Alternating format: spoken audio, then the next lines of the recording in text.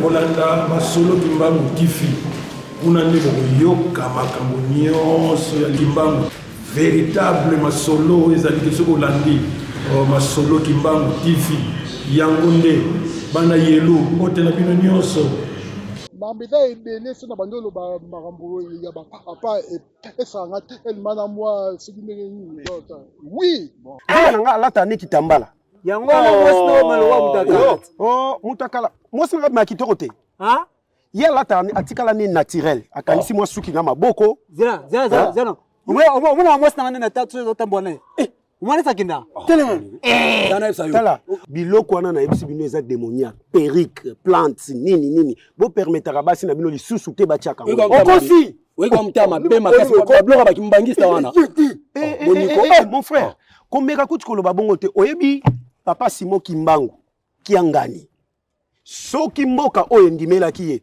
nde lelo tozala ba souffrance otomona lokuta je vous dis la vérité kutana yo na minito biso tokolanda babuzo bato obisa mwasi ni kwa kokoti omona ngote namona kana ngai bien obimisa mama mobimba omoni babilo bakimbangisa betela babilo ka bongo pena fotite fo bato ko biso kokena ngo papa omoni bozana erreur moko boye bozobunga na façon moko boye et puis kobunga bozobunga dans les jours à venir bozonga na raison yo ngo bunga biso yo ngo la kapso ke yo danger o leki biso oyo boniko o leki biso la nyonso azala ga likolo mena sa nani azali likolo zambeko zela na sa ko moko papa Simon Kimbangu kiangani nde nzambe nzambe nini oyo na pekisa ote na pekisa yo o te ba distraction papa pekisa yo ko banda ko pekisa nga ko banda ti butu vérité eza kati na nga pona papa Simon Kimbangu kiangani nzambe na koboya ngote ekolongwa na mutu na so vérité mo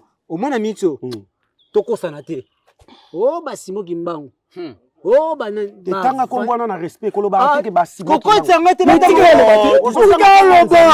nzambe ba respectaka ye non yo ningo ndimisanga oya yo papa oyebike obangisanga no oyo nazo kelo mawa po komela o soko so tanga kombwana na ba aventure te za biso vérité mo bina omoninga mutwanga nga kondima babuzo bana te et puis nga mwasi na nga il faut la taka ba perruque voilà ta ba kabelo voilà ta ba sine na ba mini zela biso moni ekilelo ti ba kilelo kambo kilelo propre ntoka kozanga koyeba liwa ndambo liwa ndambo nde nyangwana bozobunga yo comprendre te ke na mito to betel so kilelo te nzambe babangaka ye omoni kibo mwasi eza perruque kibo mwasi Mbote mama. Nazoka mbi busotanga komba papa Simon Kimbangu pona. Mama, bande ko nanga nde bazo comprendre vite. Yo ndo comprendre. Yo ndo yebi. Yo ndo yebi kasi o bando tangisa biso. Te, ezali kamwe. Mama, omwana mito ata yo moko. Mwana oboti. Aota perikite. Aota basilte. Ola ta pantalon. Omonaka normal. Omoni papa eza mateya. OK. Omoni kozanga koyeba papa Simon yango to elibso passe na mokili pona ni yoka te pona yoka mama ola mesh epa ibutata OK bana basi bolota ba mesh bozokangisa ba plante ba garçon balota ba pantalon taille basse bana basi basolota ba couper kangama ba mini moyen mokile bonga ezate moi peut passer si là ezate tina kozanga koyeba papa Simon Kimbangu omoni papa mama ndetinga bwe mama ola penda zéro ngana sina teibino bana na teibino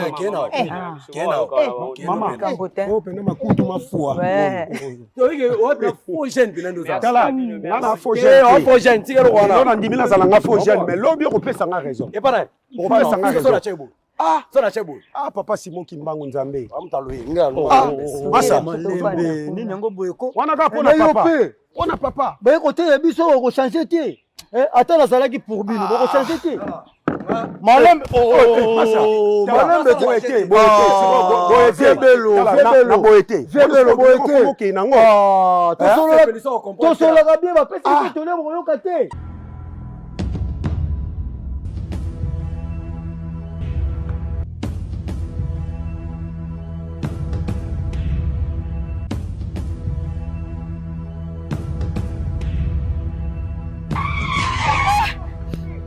balola nzambe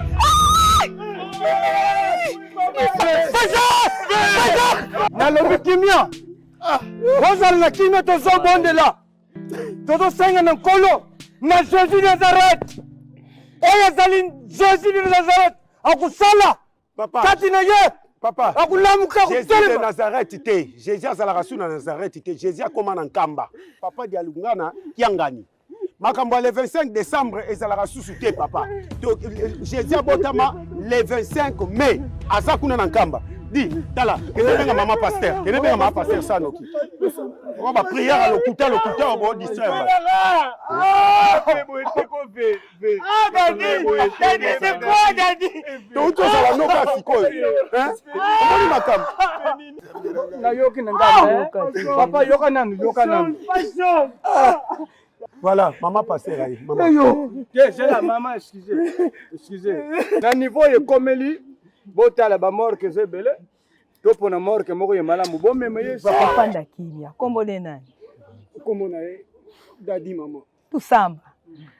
Unakumba se mwani mwandavela tata nzambi mfumuisi tata mwandavela. Tutondele ya vamoyo mukebo tukebele tukasuko tulaksimule mulokuleki papa.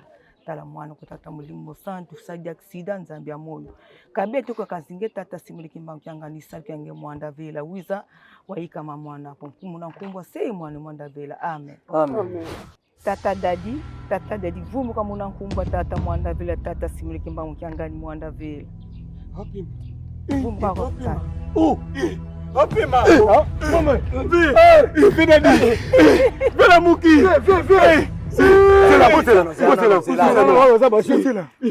biso nde bakimbangisi na mokili na biso fo tobongama oyo elobama na 21 oyo mpe bapapa kisolokele papa di alongana papa di angenda kuntema batikalaki koloba tobanda kosalela yango tozala pre mokolo oyo kozala nzambe soki elingi nzela efungwami bokomona makambo ekoyela biso ya ndenge na ndenge ateyaki bamindele azali koteya mpe biso bato moyindo kasi ndenge tozomona na kati ya lingomba iki ezokota mingi tokokimela wapi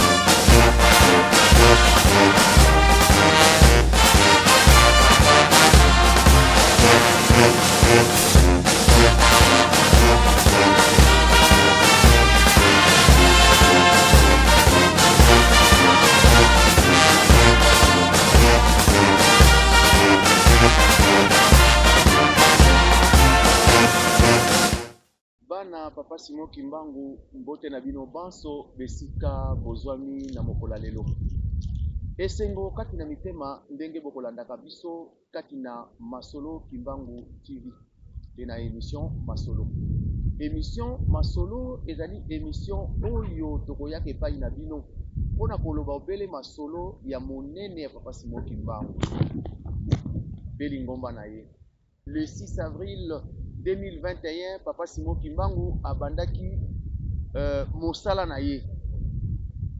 Tala likamu na nzambe.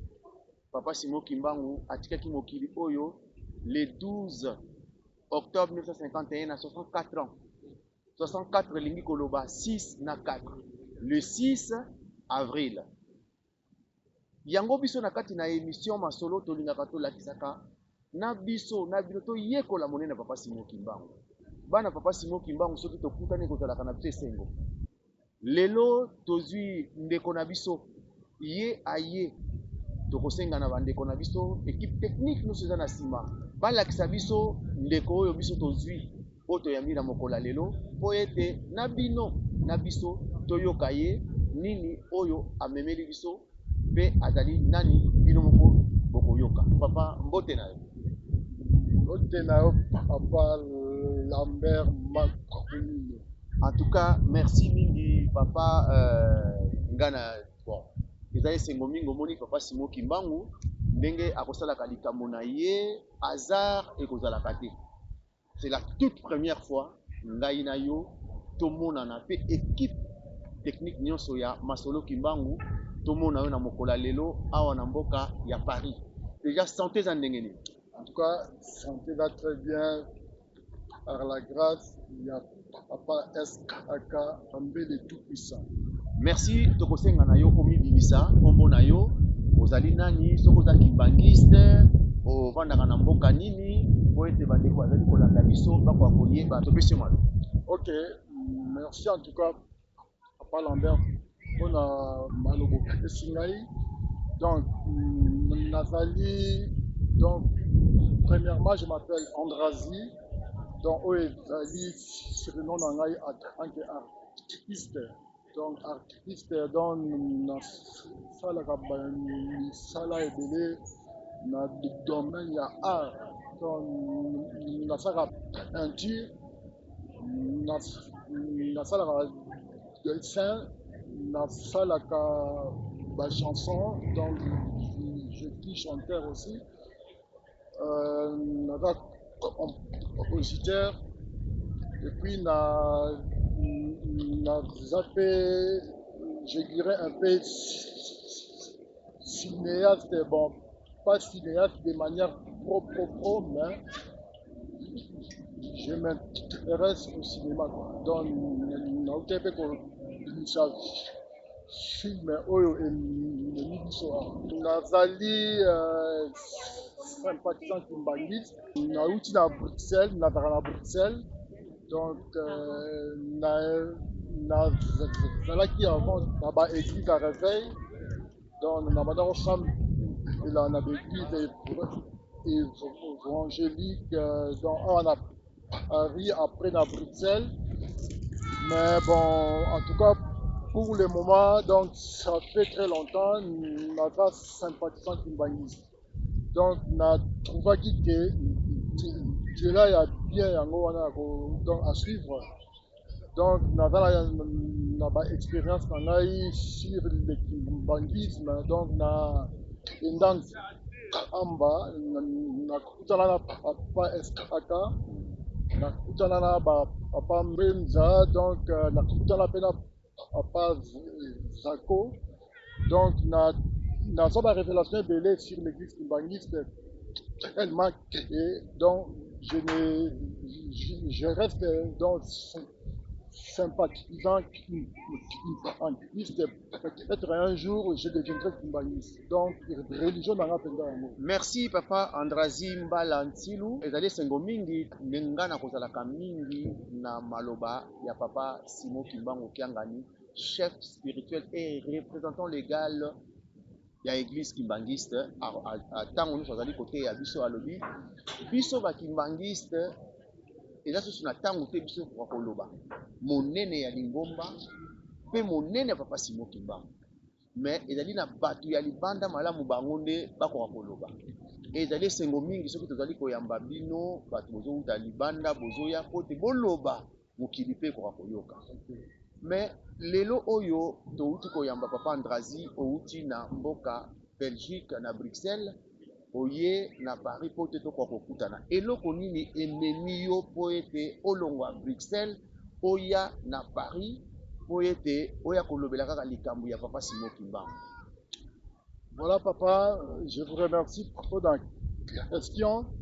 En fait, na film nauti ko sala ezali film oyo ezolobela ba Eric donc oyo tobengi na Kinshasa Kabelu, donc oyo basi na biso ya baafricaine congolais en particulier, donc balula na bango, donc balula yango lokola soki ndenge. Donc naye mpona kolobela film nasalaki parce que na kati ya film wana je suis en train de parler de Papa Simon Kimbangu. Donc nazali kolakisa monene bonzambe ya Papa Simon Kimbangu. Papa Simon Kimbangu Kiangani, donc azali na biso na nkamba ye wana ele tout puissant, donc nzambe oyo asali yo asali ngai, donc oyo asali babiloko tout oyo bato mingi ti lelo malheureusement bazo reconnaître ye anu Ok, mais j'espère que dans les années à venir, Batunio surtout Baïba Kentambe Azalakana Congo RD. Donc, Yewana, donc Naye na Ari A, on a lobé film Yewana, et puis surtout pour lobé la mounene à pas Simon Kimbangu. Donc, Yangwana. Merci papa Andrazi nakanisa bandeko na biso bana papa Simon Kimbangu esika nyonso tozali kolanda papa Andrazi na makambo oyo azali kolobela biso tozali kaka wana mpona komito tokolobela eloko moko te mais eloko nini oyo ndenge toloba ke filme na yo inspiration nini ezwaki yo po ete oréalize filme o long métrage ya mpona kolakisa kabelo ezali mabe. Tandis que yo za kimbangiste te yo pozali tata mais ozwi likambo ba mama po ete olakisa ke likambo ya bakabelo bazali kosala kotia ba mèche kotonisa ba biloko na mitu kolata maputa ezali mamebe biso tokomema na kati na église pe ezali kopekisa yango inspiration nini ezwaki yo topesi malo na bon en tout cas souci na ngai ezalaki nalakisa na mokili mobimba ke baafricaine basi ya bato mwindu bazali avant tout d'abord véritable créature ya nzambe. Donc parce que selon la foi kimbangiste, selon les kimbangistes,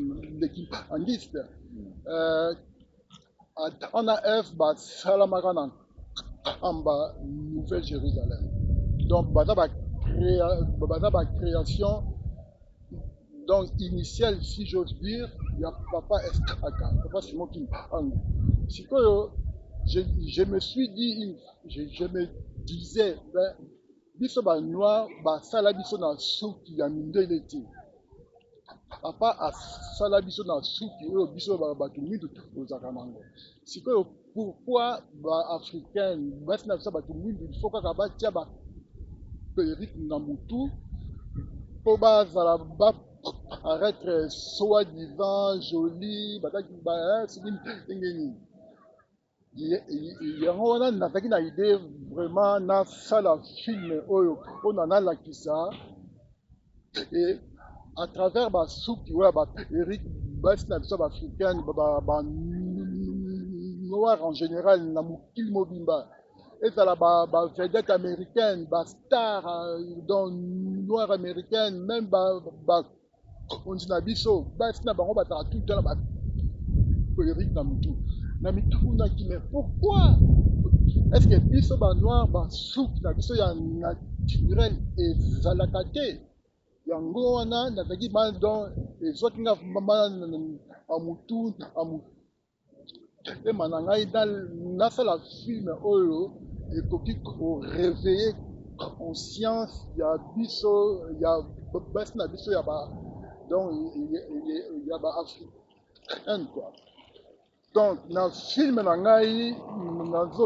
ça ni moi, ni le récit, moi, ça n'a pas de film, enfin, séquence, si vous voulez, et qui ça, une femme congolaise, donc une actrice, actrice, il y a un film, il y a mis ça, actrice principale, il y a attaqué perruque, il y a perruque, il y a perruque.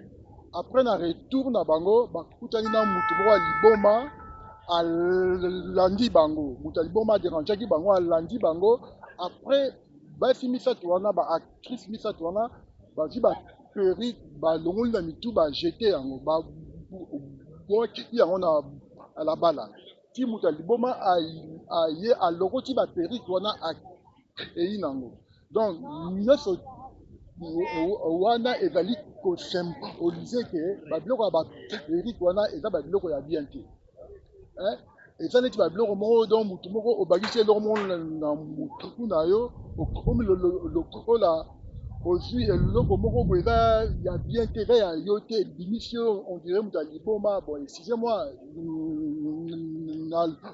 que bino basi na biso africaine boza maboma loin de là.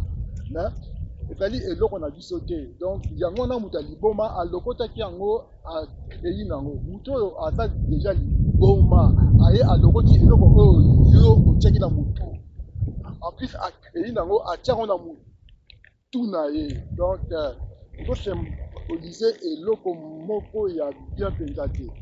Après cela, maman moko abimeli bango donc eyi bango ke baperi oyo bobozo na mitu na bino eza bien te ti esalaki ke balingaki lisusu ko ata baperike te.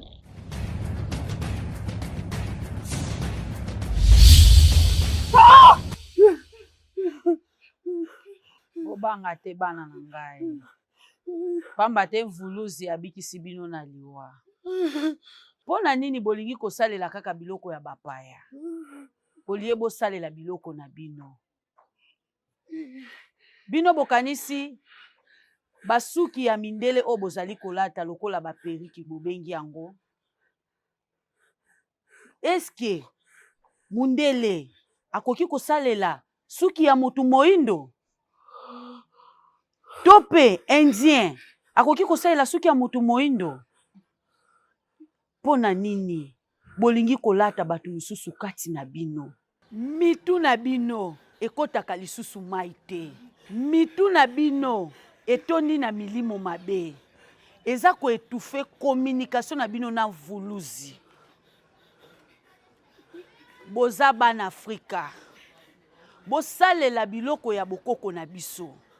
Ba mama na biso babandaki kotia eloko te, me bazalaki kitoko. Tala lolenge bobimi bonzenga. Eske ba mama na biso ndenge bazalaki naturel, mibali babandaki kolinga bango te, babandaki kobala bilenge. Periki to kabelo nde ekopesa bino bomoi te. Eza kobakisela bino milimo mabe kati ya nzoto na bino. Mwana Afrika, zongela bonzenga na yo ya moindo. Bosala ete baninga na bino balanda lokolo na bino. Boyei malamu na maboko ya mvuluzi. Mwasi moindo atikaka moto na epolele te. Okozanga communication na mvuluzi. Okobondela okozwa eyano te. Potala ngai mama na bino. Bokende malamu mvuluzi aza na bino.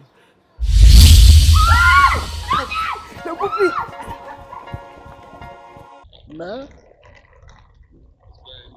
ba actrice en misato moko na bango azongelaki lisusu ko ata yango azongelaki yango ti esali ke finalement azwaki maladie ya liboma. Azaki malade ya liboma a se retrouver na ba fulu tout ça ti esali ke mama mosusu ya spirituel aye ya excusez-moi, aye à s'empêler pour aye à invoquer papa Escaka, donc Simon Kimbangu, qui c'est actrice dans Nawana à combat qui bien. Donc, esprit d'aye zonga qui bien. Donc, à l'ingénieur à tabac hérité, voilà. likambo oyo filme oyo tourné ezali tellement motuya matei moko monene biso na kati na lingomba papa Simon Kimbangu avant banda mosala na ye mutu oyo alobaki na papa Simon Kimbangu ndima mosala na kopesa yo maboko ezalaki mama mwila monaki pasi andimaki asalaki ba sacrifice ndenge ebele lelo oyo tokomonaka mercredi solution kuna bakoteyaka ba mama evangeli ya ba mama soki tokende na mokanda tata nzambe okomona ngo na 1 Timothée 2:9 à 10 oke na 1 Corinthiens 11 à 13 okomona bapekisi yo mama okoki kotiaka babiloko ebelebele na motu te okoki kolataka kabelo te okoki kotiaka basuki na motu te yo mama okoki kolata bilamba ya mibali te oyo ekangi yo nzoto oyo esali soki ndenge nini bamama na biso bakoteya kango mpona te balobaki tolanda exemple ya mama Mwilu kuna soki okei na Deutéronome chapitre 22 à 5 okomona bapekisi bamama bakolataka pantalon te soki okei na 1 Corinthiens 3 kuna mpe bapekisi babiloko ya bamama donc makambo oyo film oyo osali papa Andrazi ezali déjà na kati na lingomba ondiro oyebaki tous les dimanches, tous les jours, na ba soirée, na ba culte tongo, partout, dimanche, ba kotanga la kapso mibeko, et ba kosala la kapso prière ya notre Père. Lelo, oh, papa Simon Kimbanga Monique, ba baksa sur les 12 préceptes ya lingomba.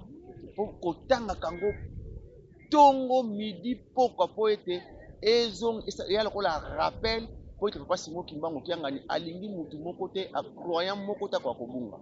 Yango moni film oyo sali ezali malamu ezali koteya pe ezali komona na babiloko yango epa ezo salama tozomona yango ke ezozala mingi omoni na kati ya film tolandaki mutu oyo atekaka yango azoya na butu ke fongolelanga porte po ete naye kozwa biloko na nga na tekela donc ezokosala déjà ke biloko wana ezali mabe yango omoni ke lelo oyo nzambe inspiré yo po ete okoka kosala film wana mais na sikoyo na place wana sikoyo message na yo vraiment clé oyo yo est-ce que omonaki ou bien ezalaki ndeni message na yo clé pona ba mama ya mokili mobimba et surtout mama congolais et mama africain et mama kimbangiste oyo lelo yendi akopesa exemple na mokili.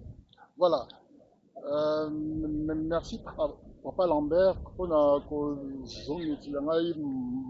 Maloba, un grand merci.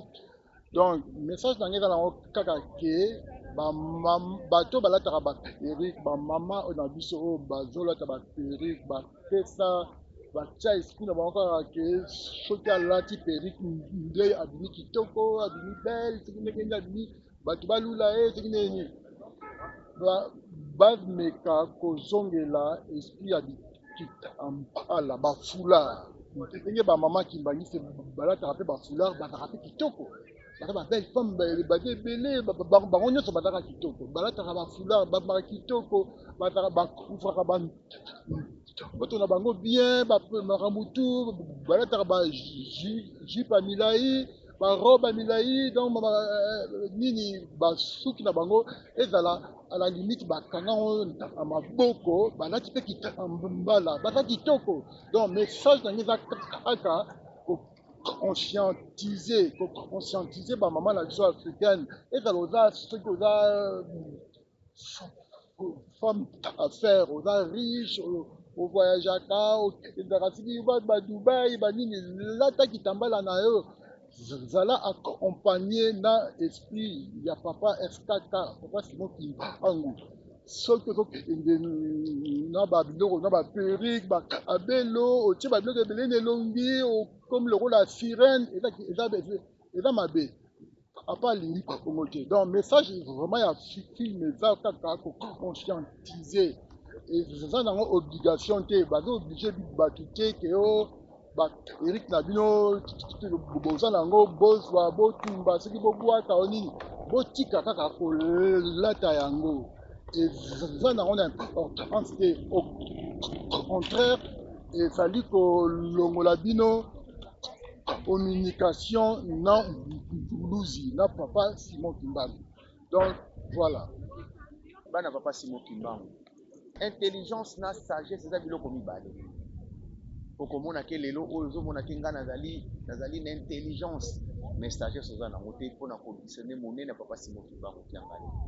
Batalibana bazali koya koteya biso ba mama mercredi solution malamu tokendaka kuna mpona koteyaka liloba kolakisa monene mama Mwilu bamama ndenge nini tokoki kozala na kati na bandako ndenge tokoki kozala na kati na libanda ndenge tokoki evandeli ya mama po ete yango wana nde kolakisa exemple bato ya libanda bakomona po ete balanda lelo papa Andrazi asali film mpona nini kolakisa ndenge nini bamama wana bakristo wana bazalaki esukelaki bango boni papa Andrazi nakanisa tozokokende kaka mais lelo oyo c'est vrai makambo oyo ozomona wana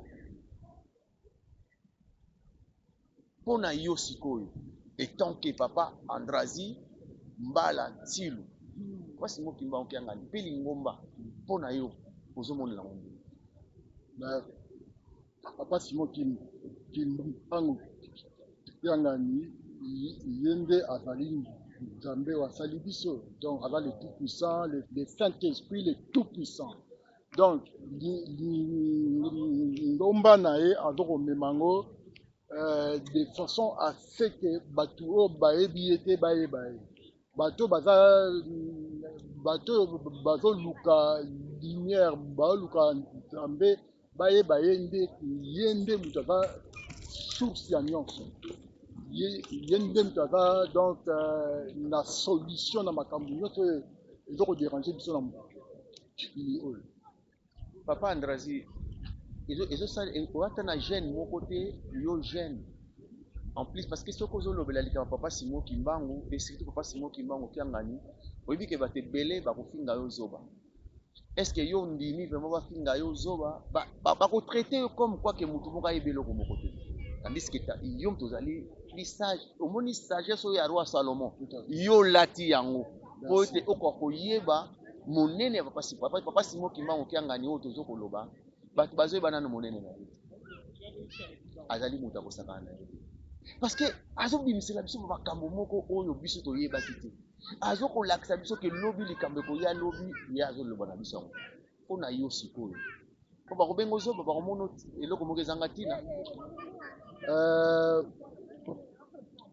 papa Lambert merci mpona mokila lisusu bon déjà omoni biso oza na biso kaka basimple être humain pourquoi pas omikitisa nalobi bongo nasali rapprochement na bango moko bakolo mokili papa Simon Kimbangu oyo ya 21 azalaki le tout puissant alakisaki le puissance na ye mais azalaki simple azalaki na simplicité ti eye na bapapa ya ndienda oyo azali kaka Simon Kimbangu oyo ya 21 ayaki pe na esprit ya simplicité ya humilité baimage ezali bavideo ete ebele ezaka ayuti bato baa na besoin ya koyeba bapapa bien bakotaka na yuti baluka baémission ete ebele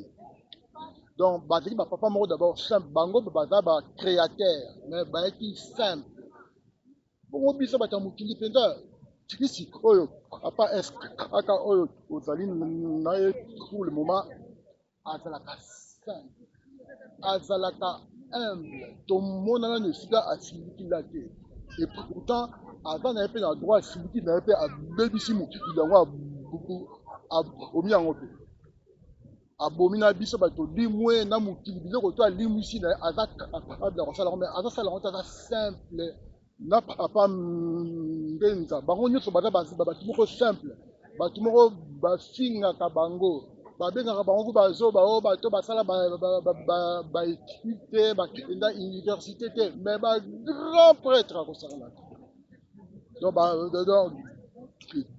grand prêtre qui est très faible baza plus que le tout puissant baza simple bongo biso bato ya mokili mpona nini ondima te bafinga yo zoba oyo ozali kimbangiste ngai foi na ngai eza branché à 1000% papa Simon Kimbangu kiangani ye wana akotikala Nzambe seko na seko ata achange nzoto eza kaka ye tokolanda kaka ye donc bafingala bango zoba baseka ngai na kokipango te bana papa Simon Kimbangu tolandi papa Andrazi mais papa Andrazi sikoyo na mboka na biso tina lelo na Congo na RDC jusqu'à présent toza na pasi dans la guerre ya Est ça fait 30 ans guerre ezali na Est tokosengaka ntango nyonso papa Simon Kimbangu atia kimia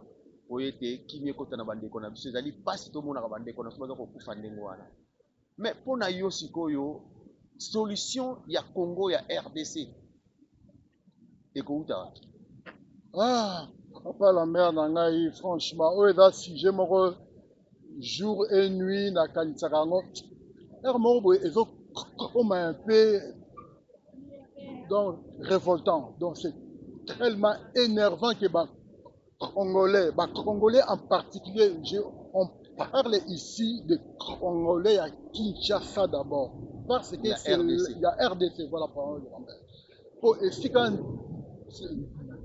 Djambé Azali na RDC, avant du coup na Congolais mingi o même baza Kimbangi c'était bayokaka masolo balandaka tout baefile ya bakimbangiste tout le temps bakimbangiste bazoloba na bango ke nzambe azalaka na biso awa na Congo. Papa Simon Kimbangu Yangani bakongolais baza au courant.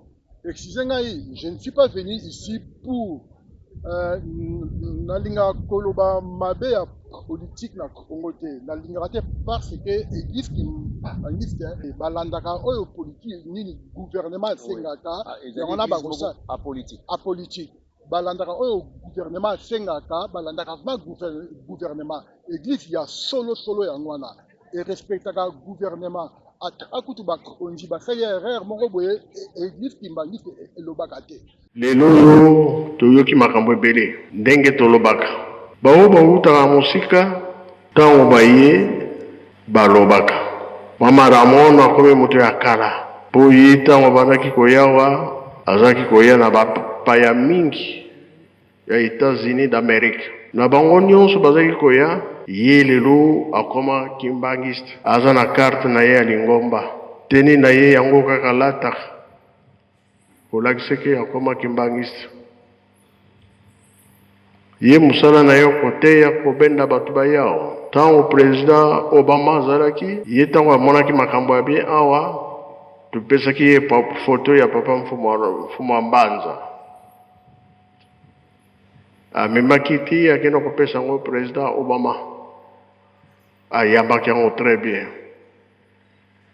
makambo balobi awa kolakise te bango baza ya kobongama bazonga na bango na Afrique mais faut babandela na mboka nkamba baya te lelo mpe asimbi lisusu esika wana biso toyebi ke eza mabongisi ya tata Nzambe bango bakendaki mpona koyekola bakozonga na bango soki ntango ekoki na yango wana biso nde bakimbangisi na mokili na biso fo tobongama oyo elobama na 21 oyo mpe bapapa kisolokele papa dia longana papa dia ngenda kuntima batikalaki koloba tobanda kosalela yango tozala prêt mokolo oyo kozala Nzambe soki elingi nzela efungwami bokomona makambo ekoyela biso ya ndenge na ndenge bamusicien baflitiste bajeteki badirigant koreki mouvement nyonso tolataka uniforme kolo yenga na mikolo ya fete ezali d'identité na biso ndenge tolataka uniforme mais fo ozala mpe na carte ya kimondimi bangoma mosusu mpe bakomi kolata baiteni na biso mpe bandimi mingi baza bandimi na biso te me bazolata uniforme na biso likambo wana ezobetisa bato mabaku me papa mfumu alongo alobelaki yango teni ekozala moko te mibale te misato te ezala ebele mpo makambo eza koya liboso tokomona na nzela batuni oza kimbangisi po bamoni olati teni apres bakotuna wapi karte yango emondimi na yo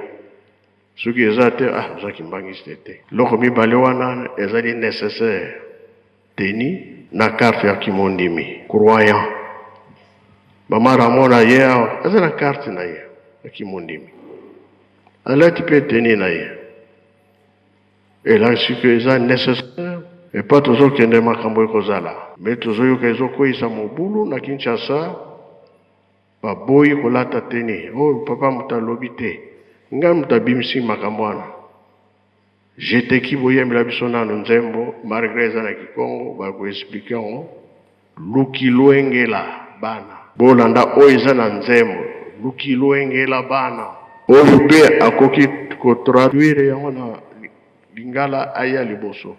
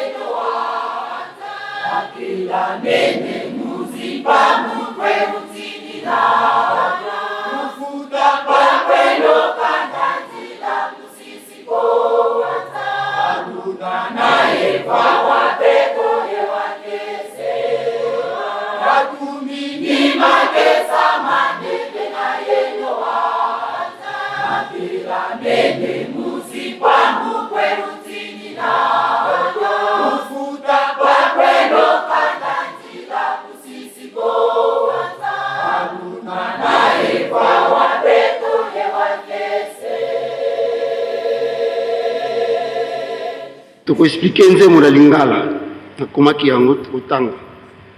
Nzembo na lingala elobi boye okomba tata mwana pe tata molimo santo bomilengele ebana bomilengele oyo esalamaka kala yango nde nalingi nasala sikoyo liboso nateyaka bamindele awa na se sikoyo nalingi nateya bino bayindo. Refrain: natindi bamapinga na nga baza na bino batelemi esika banzela ekokutanelaka bokokimela wapi esika banzela ekokutanelaka tokoloba neti carrefour bofuta mpaku na bino mukanda ya nzela botika te mukanda ya nzela wana ezali karte ya mondimi oyo papa asikolobela mobumwa koto yoko na nkama libwa na tuku mwambe na libwa. Donc 1989 mobu na biso ya bisengo. Donc nzembo elobi bongo na komba tata mona tata molimo santo. Amen. Merci Jeteki et merci Faki. Biso nyonso tolandi tolobaka tosa l'État elingi olobake mukanda ya l'État ezanga te kimondimi na yo mukanda mpe ezanga te ozali croyant carte fo ezala ekotunama ye alobi lobi bien atiba akotia basoda partout ateyaki bamindele azali koteya mpe biso bato moyindo kasi ndenge tozomona na kati ya lingomba iki ezokota mingi tokokimela wapi meme okufi otiki mokili oyo oke na bawei karte na yo wana mpe bakotona yango bakolatisa mpe teni oyo osalelaka soki na faki soki na fliki soki na koreki to jeteki dirigeant bakolatisa yo me soki oza nango te bakondima teke oza mondime sikoyo uniforme bato nyonso bokongo kolata na bango me bango bazolata yango baza na karte te eloko ekosauve yo karte na teni makambo oyo tozosalela yebaka epai touti toyebi me pa tozokende toyebi te. Nzembo ezali message ndoto ezali message oyo elobi nzembo kobondela mbala mibale tosimba makambo wana bisengo ya tata Simon Kimbangu tokomona yango kuna na likolo kembo awa na se kimia koreki kolakisa ke bisengo ya tata Simon Kimbangu ekomi pene banani bakomona yango tolanda nzembo kembo na likolo kimia wana se tango oyo ezali tango ya tata molimo santo bato baza kososola te baza koyeba te balingi kaka bakotia trouble na lingomba me makambo ekomi pene wana mpe eza na kikongo apres bakoya kopesa ngo na lingala elingi oloba nini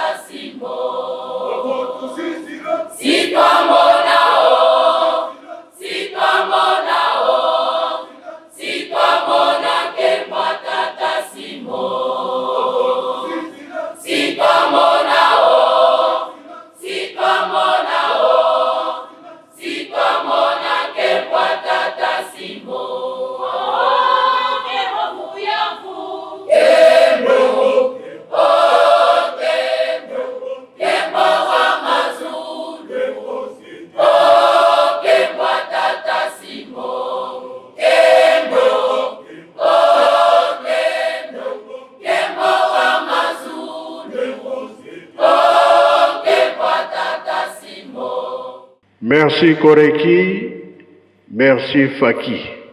Tolanda sikoyo, Mama Clément, suka rubinini. Yikampiko, Zembo elobi yikampiko. Tomola bisengo wana, Kembo.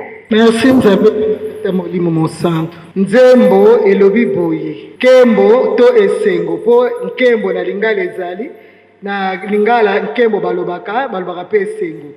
Awa totiaki esengo. O esengo. O nkembo wa mazulu.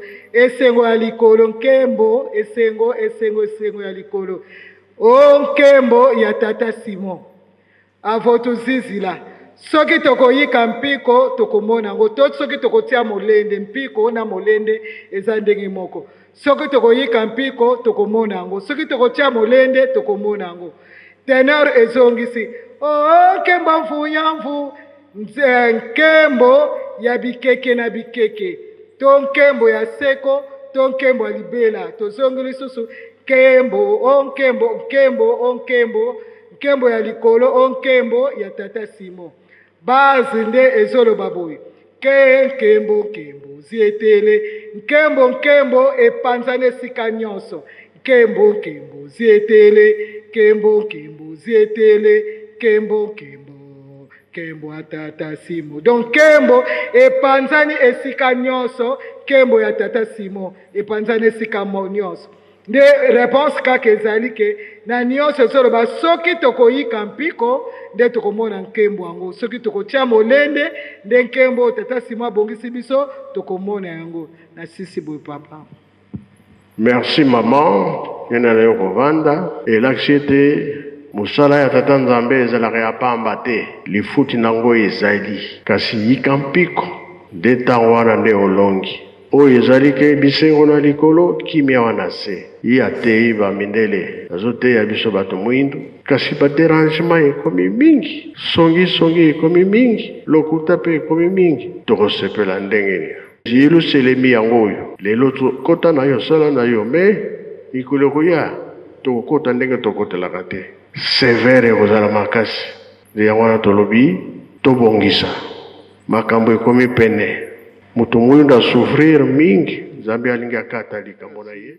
Donc voilà, na un peu parenthèse voilà na koki koloba mabe ya gouvernement te mais nazo sambela na mutema na sambela ke ye moko papa afungula misu ya bakonzi ya RDC et na biso c'est très beau et riche na makambo tout afungula bango misu parce que bakonzi je crois que au départ eza foti na bango te bazokosaisir mpenza makambo ya bunzambe ya papa Simon Kimbangu te parce que au départ bamemaka biso déjà na nini moko ya bien te banani occidentaux bakotisa biso deja babiloko moko boye mpona bato babima na eloko wana eza très difficile bakonzi mpe je crois bazaka na kati ya eloko wana ya nini balobaka na français engrenage wana ke tokotana eloko moko ozali na baéglise ya trop na Congo baéglise catholique baréveil baprotestant voilà donc voilà toza dominé écrasé mentalement spirituellement tozali donc tobunga quoi tobunga mingi siko otozonga eza difficile donc solution ya Congo papa Lambert si je peux revenir na question na yo et solution ya Congo eza nango kaka na kati ya Congo principalement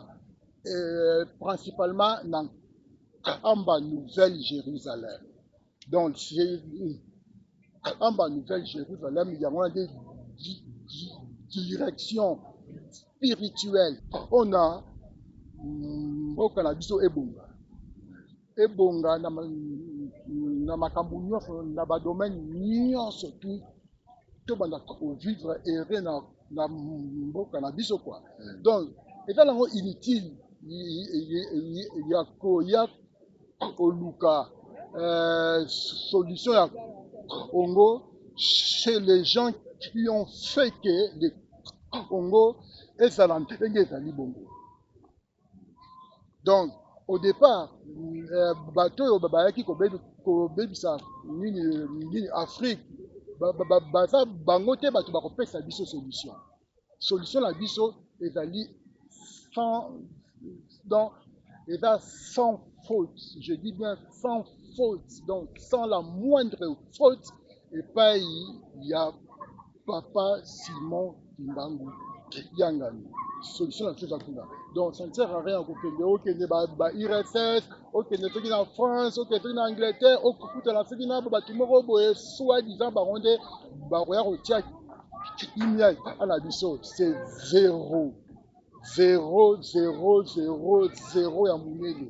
Solution ya Congo, c'est chez nous, et pas il y a pas FKK, ok, au Foukamelae, au Sengi Bolimbisi, parce que ça fait très longtemps que Tolinga Oyoke a été.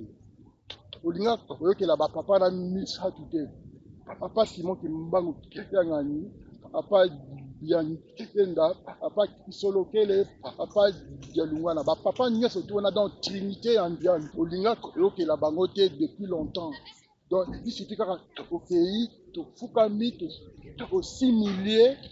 Au Seigneur Bolim ici, en tout cas, je crois qu'une semaine ou un mois, et qu'on a trop, on est contre la bien. Merci, tozako kende sikoyo na suka ya émission na biso, papa Anthony Professeur, merci mingi. Na kati na église kimbangiste, papa Simon Kimbangu Kiangani, tango ya ye alobi akosala kaka makambo oyo batata na ye basalaki. Papa Simon Kimbangu Kiangani ye wana kaka papa Simon Kimbangu ye wana kaka pali ngenda apesi biso nzembo ya liboso to salela mosala na ye na solo eloko nyonso bokosala na kati na lingomba po boyemba nzembo wana silwa nzambe bakotangaka mibeko tous les jours esika nyonso matanga makni mibeko etangaka esima nango notre Père qui est aux cieux, que ton nom soit sanctifié, que ton règne vienne. Donc dans la prière oyo que ta volonté soit faite sur la terre comme au ciel. Donc volonté na yo kimiano na likolo pe kita pe kati na biso. Voilà. Donne-nous aujourd'hui notre Père. Oh tozo ko luka na kati na mokili. Pesa biso yango mona kana suka nango to kolobaka amen. Donc amen na eza français na lingale linkoloba lingeta. Ekokisama na makili. Oyo tolobi ekokisama. Amen ekokisama. Nzambe alakisi biso ne to kosala. Mais lelo oyo sikoyo mutu mwindu akoyebaka yango te. Mais sikoyo sort na suka ya mokili tokendaka wapi? Na ba kam oyo ndenge yo zali komonela. Suka papa Lambert, un grand merci pour la question oyo. Donc ngai donc naza convaincu à 1000% mutu nyonso to mokili oyo soka kufi. Et dans la mutu mwindu na Afrique, dans n'importe quel pays Afrique. Et dans en Europe, pays en Europe, Asie, Amérique, Océanie, mutu nyonso soka kufi à Canaan.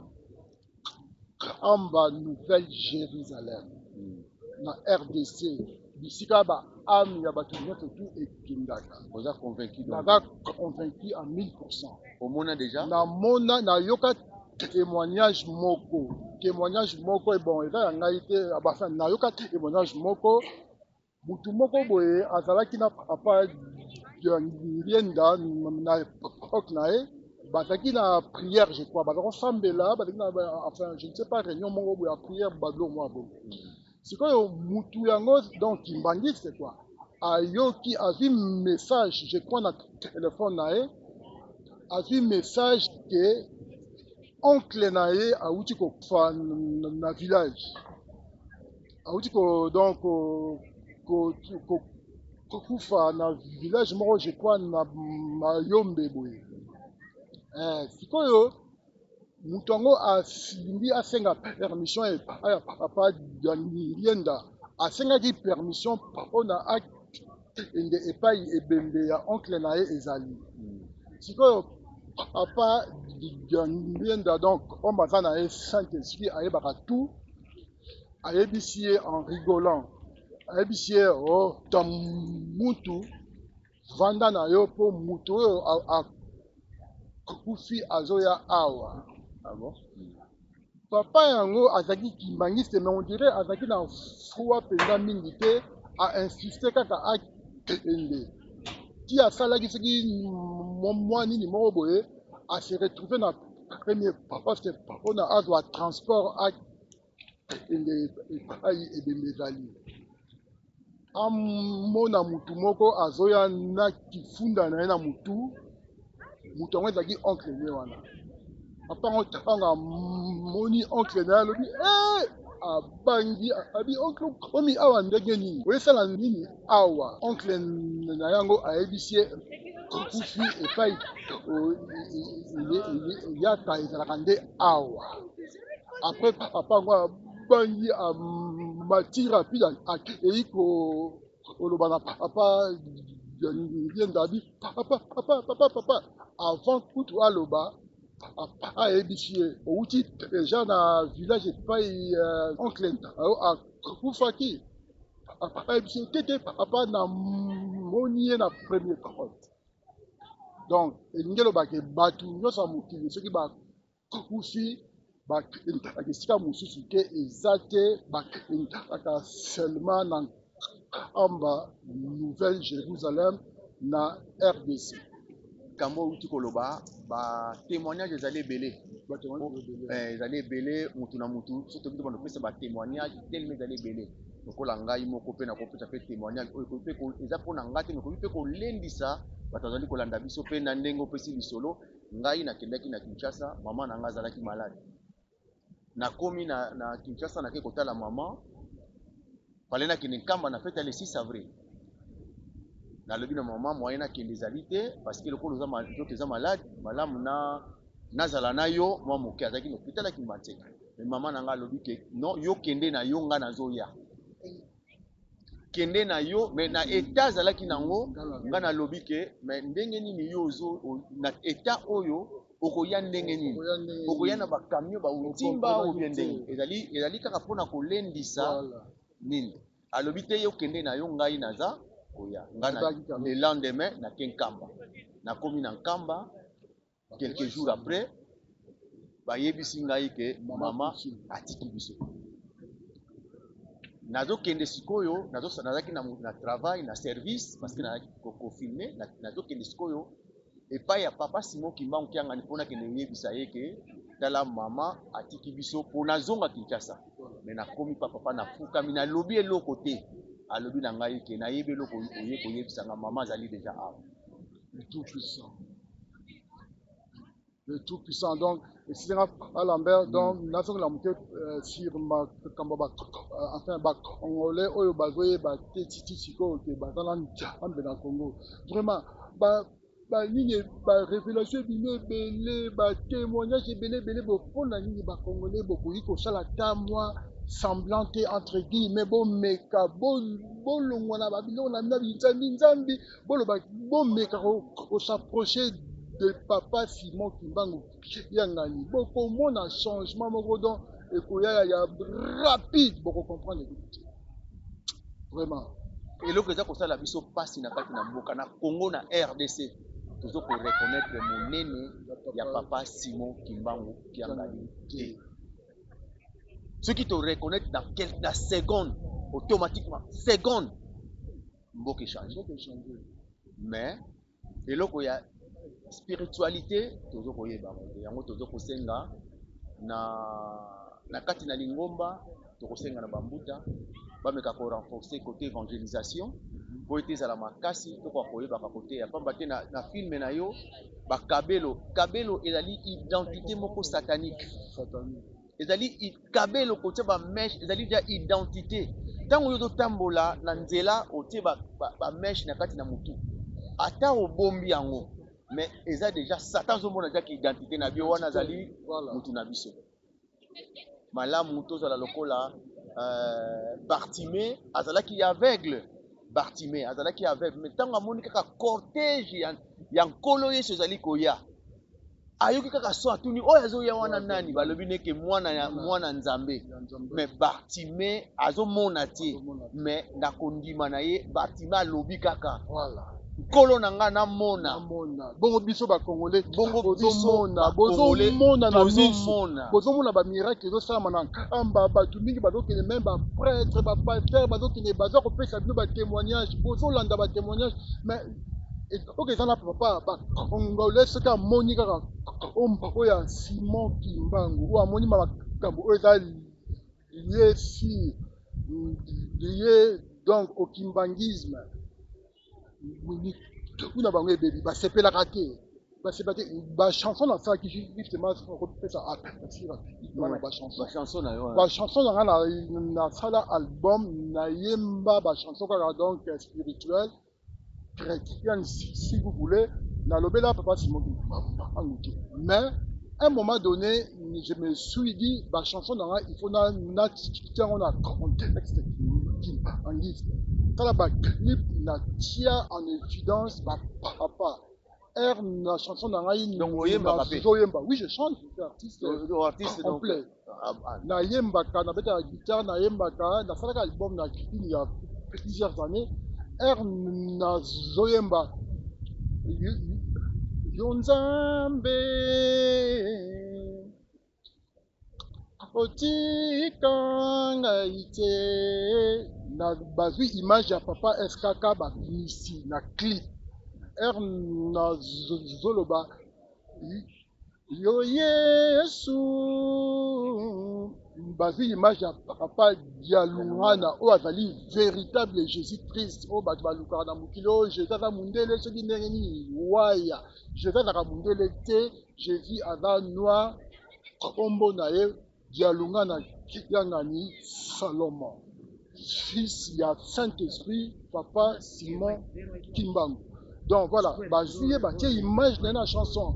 Donc, comme on a dans souci dans les livres, même artistes et musiciens profanes, meka pour approcher un peu kimbangisme, meka pour croire, tu nyonso ba pesa penda nini ba pesa nini mitema na bango na âme na bango na papa Simon Kimbangu bakomona changement kokota na vie active na biso na Congo. Moni kombo oyo papa Mbenza azwa songe nzila.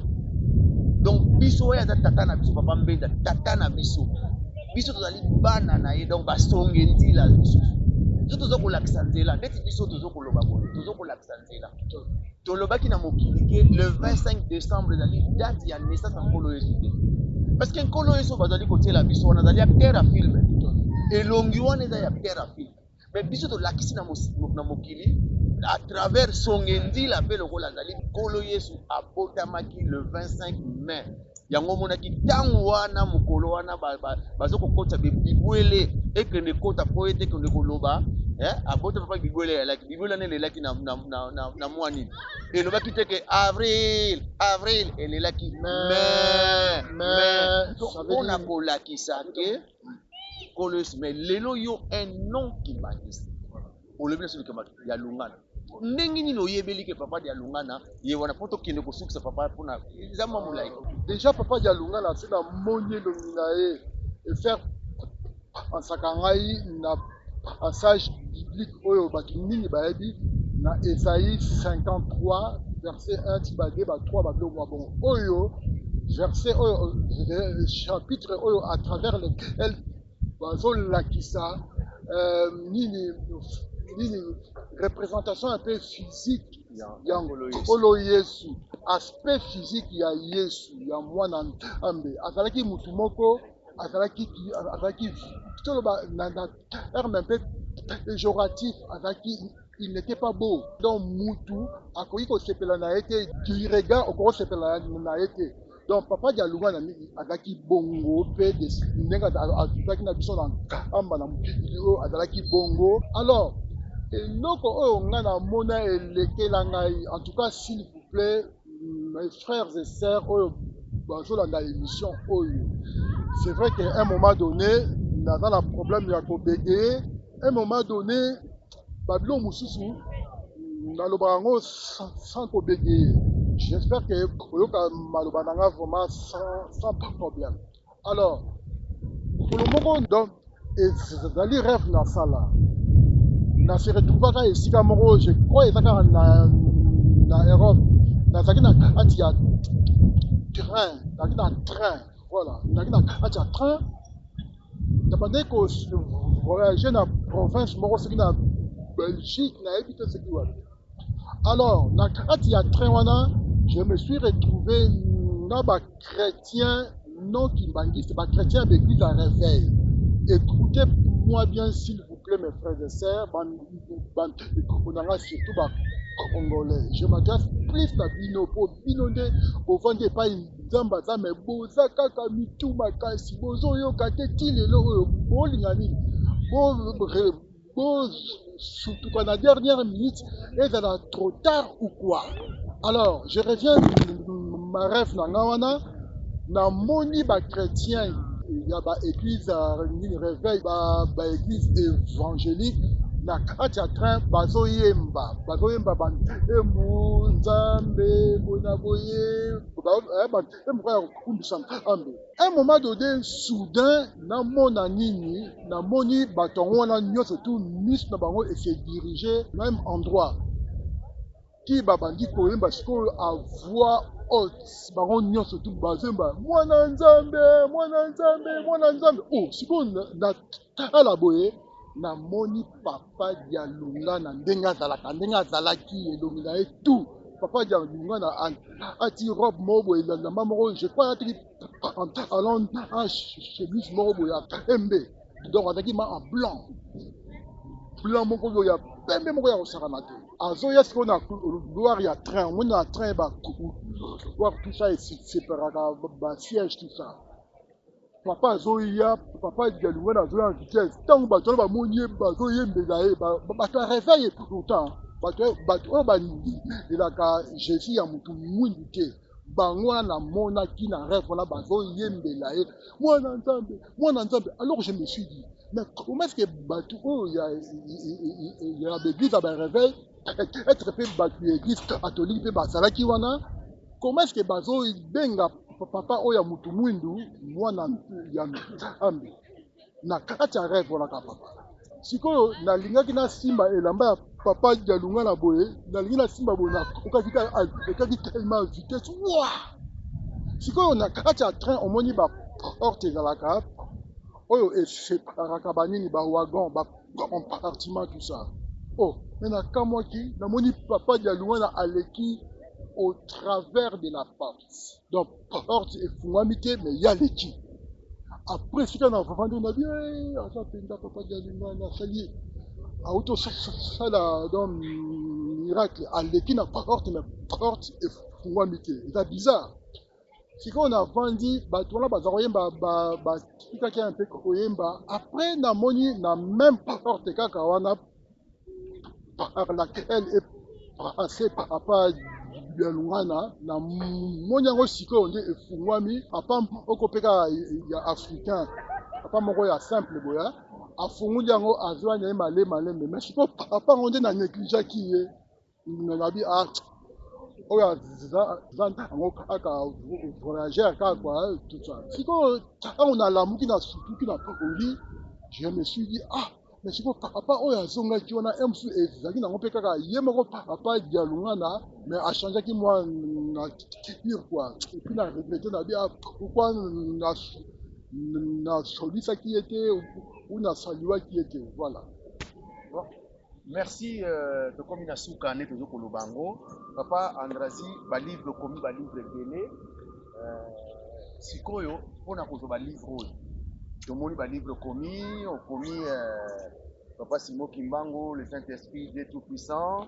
Tomoni, mon premier voyage en Kamba, le véritable visage de Jésus-Christ. Et ça est belé commis. Mais pour le livre, c'est très intéressant pour la vie, parce que c'est tout temps raté, mais il faut que tout à fait.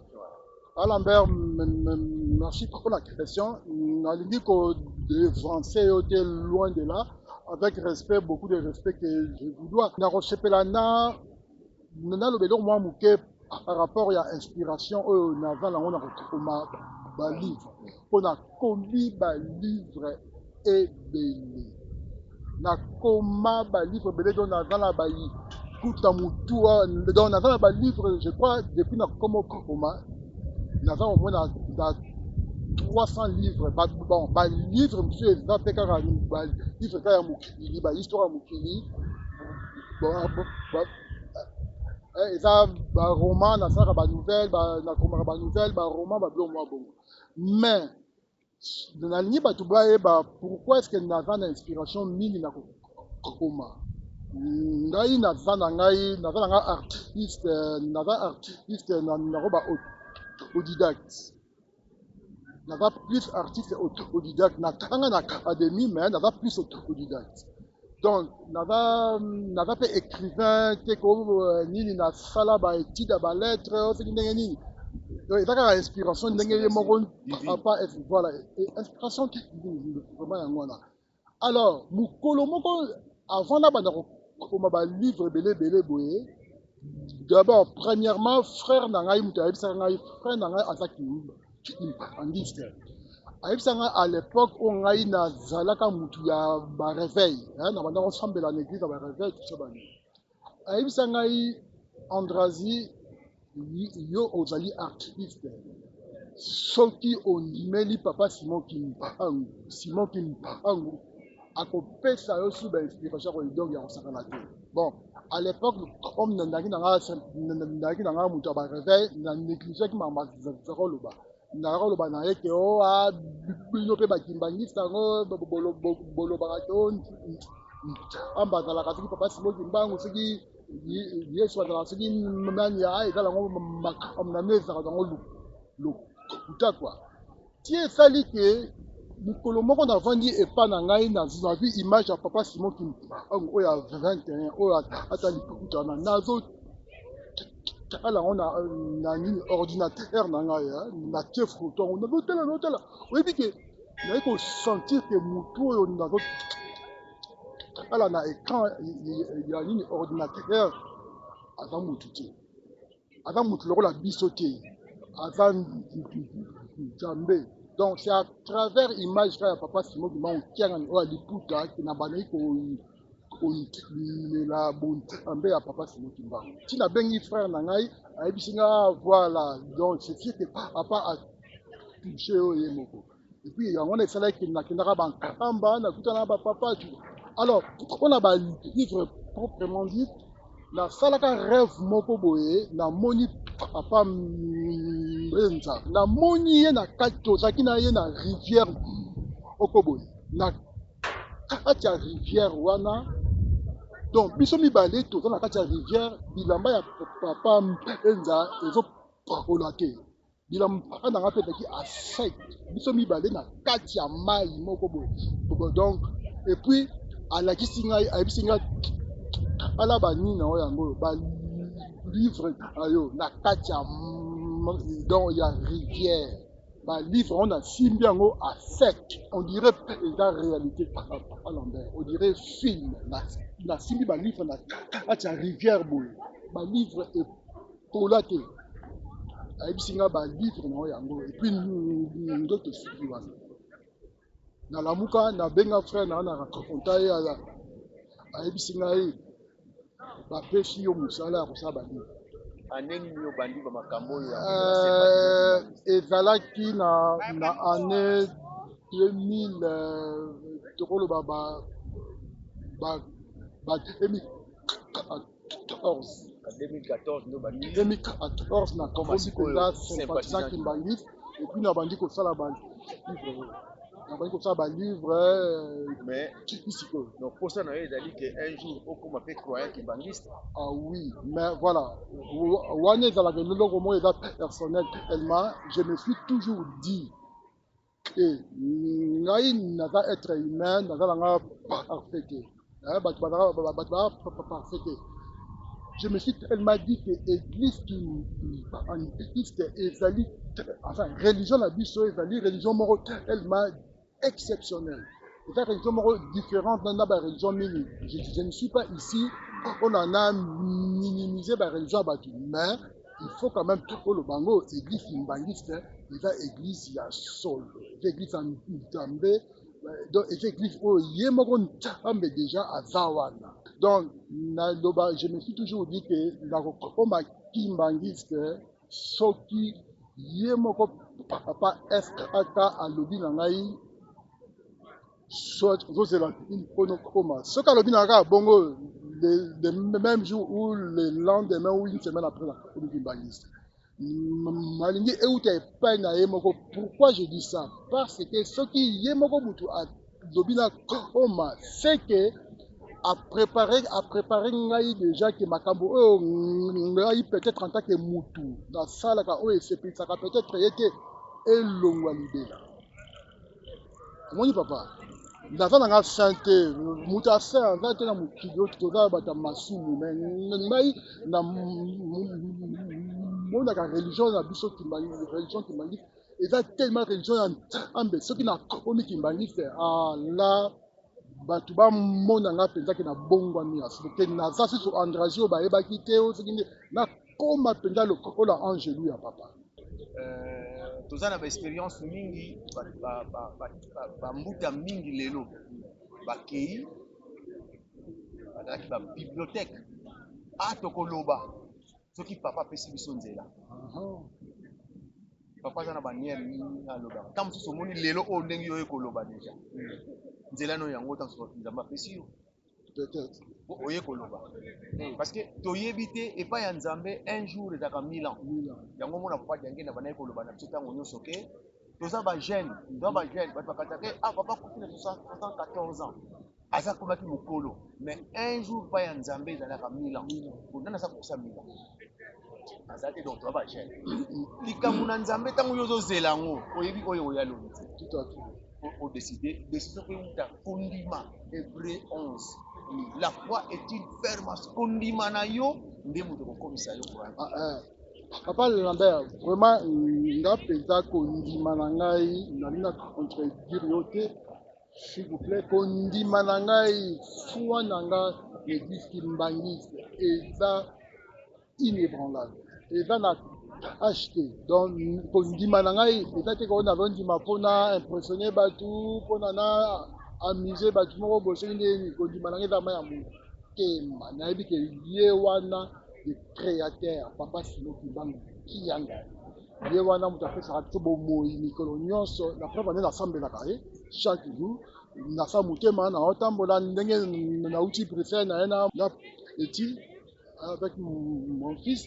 J'ai pris papa Simon Kimbangu na biso na osambela ye akomisa biso bien ye wana mais sikoyo nde etikali kaka na ba décision ça viendra donc porte ezali eza déjà wana premier porte eza déjà wana yo moko kende fongola okota liloba na yo oyo papa Lambert alingaki kotuna yo moko olobi ke nauti Belgique nauti la Bruxelles liloba oyo papa Lambert atuni nango te fe naloba yango po ete bandeko bazali kolanda mpe bayoka mpe koka mpe kosalisa biso nyonso liloba nango eza ke nakosenga kaka ata par curiosité bomeki s'approcher un peu de la religion kimbangiste po boyeba pourquoi bato wana babengaka papa Simon Kimbangu kitanga nzambe boyeba un peu pourquoi ekoyede bino donc bomeka kolongwa un peu na bahabitude na bino oyo ki lelo ememi bino eloko moko ya alunga te quoi donc ki lelo bozala na direction kaka ya makambo ya makambo oyo balakisa biso bapapaya mais ememeli biso eloko alunga te il faut essayer babiloko oyo ya biso moko ambe oyo azali epa na biso moko s'approcher na ye et vous aurez la solution. Papa Lambert, il me vient à l'esprit dans le vélo, l'homme me pousser. Il a fait un témoignage, maman m'a dit en France. Maman m'a dit kimbangiste, n'aban, on est à kimbangiste. N'alanda témoignage à YouTube. Nazolo bango po ebakisa mwa eloko mosusu na mitu ya bato oyo baolanda biso baza banoki mbangisi oyo bandimaka bonzambe ya papa Simon Kimbangu yangani te. Alors mama wana avandaki en France na ville moko je ne sais pas où, alobi na baninga na ye ke bino mpe bokanisaka papa Simon Kimbangu yangani ye wana nzambe mpenza ye wana Saint Esprit. Baninga ne bakimbangisi balobi mais oui ezalaka ye. Maman a koti tembo, a koti douti, ti alobi na baninga na ye, ba frère na ye ki mangi sona, alobi na bango, bon, na lingi bison nyonso tout ça la voyage, ok, et de nan kamba. Donc, à ça net on sait papa Simon Kimbangu kitangani fille. Alobi soki to omina kamba to koti na kati ya église ya temple. Bisika voilà assise nalingi soki bakotisi papa a fixé biso regard surtout donc ye mama wana mama yango alobi bongo baningane babi bon likambo te on organise les voyages, on ira en kamba bakei mpe bakomi bien. Un dimanche, je crois, bakoti na temple, bafandi. Sikoyo, bakoti si papa. Mais franchement, on dit que témoignage on a ennemi c'est qu'il a eu souka mutu. Papa tanga koti à s'arrêter. Donc papa nga ya kaka wana atamboli muke à s'arrêter, à fixer regard maman wana maman wana badoute avec na France maman na a ganga na ratata na moni nzambe kwa ba pensa kana kokanga te bande ko ngai vraiment il a passé. Mais pourquoi parce que aza mutu mwindu bozo ko négliger pour na nini Jésus oyo kutu azana et Jésus a soloté pour akazaki na poso mundele Jésus oyo acteur wana o balakisa ba film o biso kutu ba série moko pe ozako kanza ke Jésus ngeza ye wana ozalaki bato ko bunga. Donc voilà bandeko, pardon s'il vous plaît. Ye Nzambe aza na RDC na kamba même bamin ele oyo bozaka na bango confiance soki bondibelaka soki nini bamindele même na Vatican bayebi na bango bien que Jésus aza mutu mwindu le Saint-Esprit bayebi que le Saint-Esprit eza papa Simon Kimbangu. Mais pourquoi bino luka kolekisa balere pamba bani meke ebele badécennie bato bazosouffrir na Congo bitumba ezosila te à cause na biso mpe soki totali bien. Bon na bino excusez-moi, il faut kondimela papa Simon Kimbangu piangani ye nde moto aza le tout puissant ya babidon aleki bato tout na mokili aza le créateur incomparable. Jésus azalaka Jésus de Nazareth te yango na mpe balobi na filme na ngai Jésus akoma na kamba. Voilà papa dialungana ye wana Jésus. Voilà mambo eza ebele so na bandi oloba makambo ya bapapa esanga tellement na moi soki ndenge nini.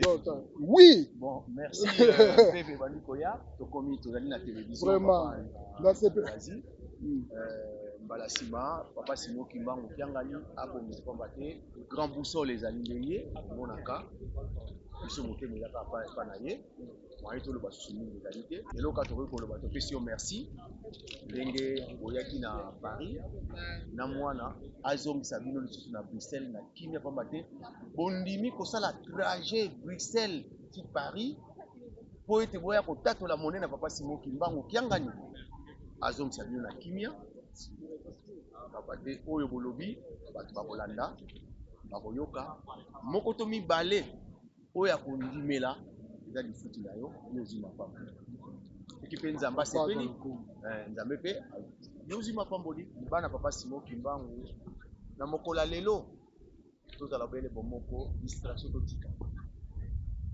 distraction eleki biso mingi eleki mingi eza nango na solution te toko tope réponse te mpona kokende mosika te tosukisi wana ezalaki elongo ndeko papa lambert makoni mpe équipe mobimba équipe technique mobimba ya masolo kimbangu kaite papa Simon Kimbangu kiangani apambola bino esika bino bozali kolanda biso apesa bino oyo ezali bino respect na papa Simon Kimbangu kiangani nzambe wa nzambe yo moto simbi ke mpe biso tokopakola nga tosengi obomba biso obatela biso biso mayele sagesse oyo ekoleka même kutu eleki mpe ya roi Salomon tosepeli nango po ete tosala mosala na yo soki yo osepeli biso tovi mapamboli mpona wana tosukisi wana merci au revoir. Merci, au revoir. D'abord,